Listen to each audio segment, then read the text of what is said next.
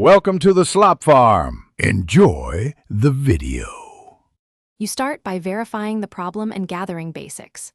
First, confirm outage across devices and check your ISP account status because many issues are account-side. Once done, power cycle the router and the ONT for a full 60 seconds.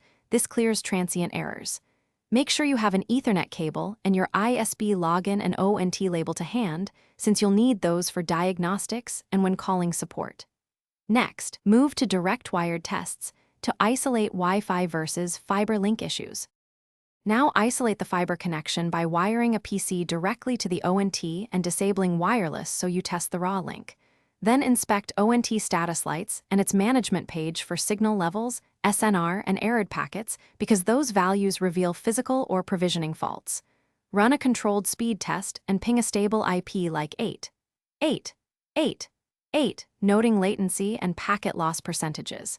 If speeds and latency are good, the issue is likely your router or Wi-Fi. If not, finish by applying fixes in order. Swap Ethernet and fiber patch cables and try a known good router to rule out customer equipment. Next, retrigger ISP provisioning by rebooting the ONT, requesting a reprovision from the ISP, or performing a factory reset if instructed. This corrects configuration mismatches. If problems persist, escalate. Collect logs, test timestamps, SNR and error counts, and open a technician ticket. One tip: if intermittent, record a 1-2 hour log to show patterns when you contact support. Thanks for watching. Consider subscribing if we helped you today.